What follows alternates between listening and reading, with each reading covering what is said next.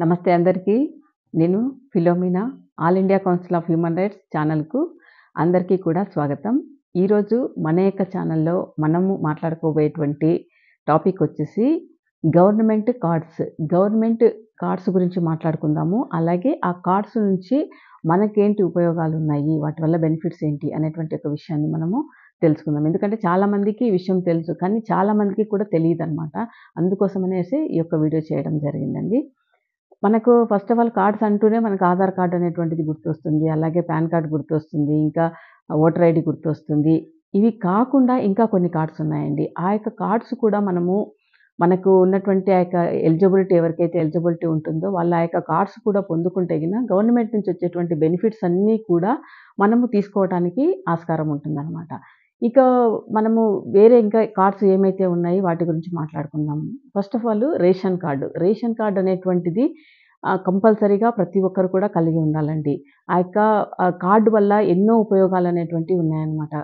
ఎందుకంటే ఇప్పుడు ఆరోగ్యశ్రీ కార్డు ఉంది. అలాగే ఆయుష్మాన్ భవ కార్డు ఉంది. ఈ కార్డ్స్ అన్నీ కూడా హెల్త్ బెనిఫిట్స్ కోసము గవర్నమెంట్ నుంచి వచ్చేటువంటి కార్డ్స్ అనమాట. అంటే ఆ యొక్క కార్డ్స్ నుంచి మనకు ఎవ్రీ ఇయర్ 5,00,000 వరకు మనకు హెల్త్ ట్రీట్మెంట్ మనం తీసుకోవడానికి ఉపయోగపడతాయి. ఆ కార్డ్స్ చేపించుకోవాలంటే ఫస్ట్ ఆఫ్ ఆల్ మనకు ఉండవలసినటువంటిది ఆధార్ కార్డుతో పాటు ఈ యొక్క రేషన్ కార్డ్ అనేటువంటిది ఖచ్చితంగా ఉండాలనమాట.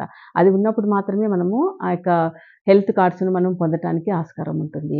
ఇంకొక కార్డ్ వచ్చేసి లేబర్ కార్డ్ అంటే కార్మికుల కార్డ్ అండి. ఈ యొక్క కార్డు ఎవరు పొందటానికి అర్హులంటే ఎవరైతే గవర్నమెంట్ జాబ్ చేయకుండా ప్రైవేట్ జాబ్స్ చేస్తూ, అలాగే అండర్ కన్‌స్ట్రక్షన్స్‌లో పనిచేసేటువంటి వాళ్ళు, చిన్న చిన్న వ్యాపారాలు చేసుకున్నటువంటి వాళ్ళు, స్ట్రీట్‌లలో చిన్న చిన్న దుకాణాలు పెట్టుకొని నడిపించేటువంటి వాళ్ళు. అంటే వీళ్ళను ఆర్గనైజ్డ్, అనార్గనైజ్డ్ కార్మికులు అంటే సంఘటిత, అసంఘటిత కార్మికులు అంటారనమాట. వీళ్ళందరూ కూడా ఈ యొక్క కార్డును పొందటానికి అర్హులు. ఈ యొక్క కార్డు ద్వారా ఎన్నో బెనిఫిట్స్ ఉన్నాయండి.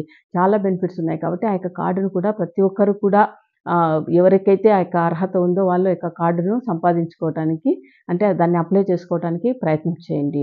ఇంకొక కార్డ్ వచ్చేసి దివ్యాంగుల కార్డ్ అనమాట. దివ్యాంగుల కార్డ్ అంటే వాళ్ళకు ఉన్నటువంటి ఆ యొక్క డిసెబిలిటీ ఎంతైతే పర్సెంటేజ్ ఉందో దాన్ని బట్టి వాళ్ళు ఆ యొక్క కార్డును ప్రొవైడ్ చేస్తారనమాట. ఆ యొక్క కార్డు ద్వారా పెన్షన్ వస్తుంది. అలాగే పెన్షన్‌తో పాటు వాళ్ళకు రకరకాలైనటువంటి బెనిఫిట్స్ ఉన్నాయన్నమాట. ఇంకా కొంతమందికైతే 2 వీలర్స్ కూడా ప్రొవైడ్ చేస్తుందనమాట గవర్నమెంటు. ఇలాగ దివ్యాంగులకు కూడా చాలా బెనిఫిట్సే ఉన్నాయి. ఇంకా తర్వాత వచ్చేసి సీనియర్ సిటిజన్స్. సీనియర్ సిటిజన్స్ అంటే 60 సంవత్సరాలు దాటినటువంటి వాళ్ళు ఎవరైతే ఉన్నారో వాళ్ళందరూ కూడా సీనియర్ సిటిజన్ కార్డుకు అప్లై చేసుకోవచ్చనమాట. ఈ యొక్క కార్డు నుంచి బెనిఫిట్స్ ఏమున్నాయంటే ట్రైన్‌లో కానీ, బస్‌లో కానీ, అలాగే ఫ్లైట్‌లో కానీ వెళ్ళేటప్పుడు వీళ్ళకు టికెట్ పైన డిస్కౌంట్ ఉంటుందండి. అలాగే బ్యాంక్స్‌లో కూడా వీళ్ళు ఏదైనా డబ్బులు డిపాజిట్ అలాగా పెట్టుకున్నప్పుడు ఆ యొక్క దానిపైన కూడా ఇంట్రెస్ట్ అనేటువంటిది నార్మల్ వాళ్ళకంటే కూడా వీళ్ళకు సీనియర్ సిటిజన్స్‌కు ఎక్కువగా ఉంటుందనమాట. అంటే ఆ యొక్క కార్డుని బట్టి వాళ్ళకి ఎక్కువ శాతం ప్రొవైడ్ చేస్తుందనమాట బ్యాంకు. అలాగే ఏదైనా కోర్టులో కేసెస్ ఉంటే కూడా ఆ కేసులు కూడా తొందరగా హియరింగ్‌కి వచ్చేస్తాయన్నమాట. అంటే వాళ్ళ ఏజ్ రీత్యా వాళ్ళు తిరగలేరు కాబట్టి వాళ్ళకి అలాంటి యొక్క ఫెసిలిటీ కూడా ఈ యొక్క కార్డు కల్పించడం జరిగింది. అలాగే ముఖ్యమైనటువంటిది ఇంకొకటేంటంటే రైతులకు సంబంధించినటువంటి కార్డ్ అనమాట. దాన్ని కిసాన్ కార్డ్ అంటారు. ఆ యొక్క కిసాన్ కార్డ్ ఎవరైతే రైతులు ఆ యొక్క కార్డును పొందుతారో వాళ్ళకు గవర్నమెంట్ నుంచి లోన్స్ రావటం కానీ, అలాగే సబ్సిడీ విషయాలలో కానీ ప్రతి విషయంలో కూడా గవర్నమెంట్ నుంచి వాళ్ళు బెనిఫిట్స్ పొందుకోవచ్చనమాట. ఆ యొక్క కార్డు ఉంటే వాళ్ళకి ఎక్కడ ల్యాండ్ ఉంది, ఎంత ల్యాండ్ ఉంది, వాళ్ళకి ఏమైతే నీడ్స్ ఉన్నాయి అనేటువంటి విషయాలన్నీ కూడా గవర్నమెంట్ దృష్టిలో ఉంటుంది కాబట్టి గవర్నమెంట్ నుంచి వాళ్ళు సహాయాన్ని పొందుకోవచ్చనమాట. అలాగే ఇలా చెప్పుకుంటూ వెళ్తే చాలా కార్డ్స్ ఉన్నాయండి. ఎందుకంటే ఈ కార్డ్స్ అన్నీ మనం చేపించుకోవాలంటే మనకు బేసిక్‌గా ఉండవలసినటువంటి నీడ్స్ ఏంటి, బేసిక్‌గా ఉండవలసినటువంటి అర్హతలేంటి అనేటువంటి విషయాన్ని మనము తెలుసుకోవాలనమాట. తెలుసుకున్నప్పుడు ఆ యొక్క కార్డ్‌ను ఎలాగ చేసుకోవచ్చు అనేటువంటి విషయము మీ సేవకెళ్ళినా కూడా అక్కడ కూడా వాళ్ళు మీకు గైడ్‌లైన్స్ ఇస్తారనమాట. ఇంకా ఈ-శ్రమ్ కార్డ్ అనేటువంటిది కూడా ఒకటుందనమాట. ఈ-శ్రమ్ కార్డ్ అంటే ఏంటంటే దేశంలో ఏదైనా విపత్తు జరిగినప్పుడు అంటే దేశంలో ఒక కరోనా లాంటి సిట్యుయేషన్స్, భూకంపాలు కానీ, కరోనా లాంటి సిట్యుయేషన్స్ కానీ ఏదైనా హఠాత్తుగా సంభవించినప్పుడు అప్పుడు ఈ యొక్క పనులు చేసేటువంటి వాళ్ళు ఎవరైతే ఉంటారో కార్మికులు కానీ, ఇంకా ప్రైవేట్ జాబ్స్ చేసేవాళ్ళు వాళ్ళు ఎక్కడికి వెళ్ళలేరనమాట. జాబ్స్ చేయడానికి వాళ్ళకు అనుకూలం ఉండదు కదా! అందుకనేసి వాళ్ళ కొరకు ఈ యొక్క ఈ-శ్రమ్ అనేటువంటి కార్డును కరోనా టైంలోనే ఈ యొక్క కార్డు కూడా ప్రవేశపెట్టడం జరిగిందనమాట. ఈ యొక్క కార్డు ఉంటే అలాంటి సిట్యుయేషన్స్ వచ్చినప్పుడు వాళ్ళకి ఎన్నో రకాలైనటువంటి బెనిఫిట్స్ డైరెక్ట్‌గా గవర్నమెంట్ నుంచే వాళ్ళ యొక్క బ్యాంక్ అకౌంట్స్‌కి ఆ కార్డ్ ఎవరికైతే ఉంటుందో ఈ శ్రమ్ కార్డ్ వాళ్ళకు ట్రాన్స్ఫర్ చేస్తారనమాట. ఇక ఈ శ్రమ్ కార్డు కూడా పెట్టుకోవడము చాలా చాలా ఇంపార్టెంట్. కాబట్టి ఇలాంటి కార్డ్స్ ఎన్నో ఉన్నాయి. గవర్నమెంట్ నుంచి ఎన్నో ఫెసిలిటీస్ ఉన్నాయి. వీటన్నింటిని గురించి కొంతమందికి తెలుసు, కొంతమందికి తెలీదు. తెలియనటువంటి వాళ్ళు ఆ యొక్క ఏమైతే మనకు బెనిఫిట్స్ ఉన్నాయో అవన్నీ కూడా పొందుకోవటం లేదు.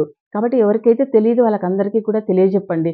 ఎందుకంటే గవర్నమెంట్ నుంచి ఏదైతే మనకు బెనిఫిట్స్ ఉన్నాయో ఆ యొక్క బెనిఫిట్స్ అన్నీ కూడా మనం పొందుకోవాలండి. ఎందుకు మనం పొందుకోవాలంటే మనము ఓటేస్తున్నామనమాట. భారత రాజ్యాంగం ప్రకారం మనకు ఓటు హక్కు ఉంది. ఆ యొక్క ఓటు హక్కును మనము ఉపయోగించుకొని ఆ యొక్క గవర్నమెంట్‌ను మనము లీడింగ్‌లోకి తీసుకొస్తున్నాం, నడిపిస్తున్నామనమాట.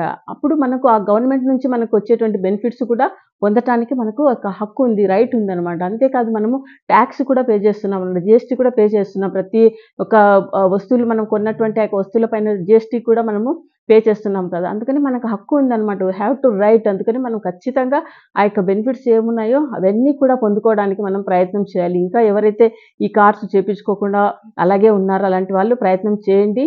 చేపించుకోవడానికి ప్రయత్నమే కాదండి, ఖచ్చితంగా చేపించుకొని ఆ యొక్క బెనిఫిట్స్ ఏమున్నాయో అవన్నీ కూడా మనం తీసుకుందాము. ఎందుకంటే మనము ఒకవేళ ఆ యొక్క బెనిఫిట్స్ మనం పొందలేదు అని అంటే గిన అవన్నీ కూడా అవి ఆ యొక్క గవర్నమెంట్ ప్రాజెక్ట్స్ ఏమైతే ఉన్నాయో అవన్నీ కూడా దుర్వినియోగం అయిపోతాయన్నమాట. కాబట్టి ఎవరికైతే అర్హత ఉందో వాళ్ళు ఖచ్చితంగా ఈ యొక్క కార్డ్స్ అన్నీ కూడా ఎలా చేసుకోవాలి, ఏంటి అనేటువంటి విషయాలు ఆన్‌లైన్‌లోకి వెళ్తే గిన ఆన్‌లైన్ ద్వారా కానీ, అలాగే మీ సేవ ద్వారా కానీ, ఇంకా కొన్ని యొక్క వెబ్‌సైట్స్ ఉన్నాయి. గవర్నమెంట్‌కి సంబంధించినటువంటి వెబ్‌సైట్స్. అలాంటి వెబ్‌సైట్స్‌లో కూడా ఈ విషయాలన్నీ కూడా పొందుపరచడం జరిగిందండి. ఇంకొక వీడియోలో ఇంకా కొన్ని కార్డ్స్ ఉన్నాయి. ఆ యొక్క కార్డ్ విషయాలు కూడా నేను ఇంకొక వీడియోలో నేను షేర్ చేయాలనుకుంటున్నాను. Thank you so much watching this video. అలాగే ఈ యొక్క వీడియోను ఎవరికి ఉపయోగకరంగా ఉంటుందో ప్రతి ఒక్కరికి కూడా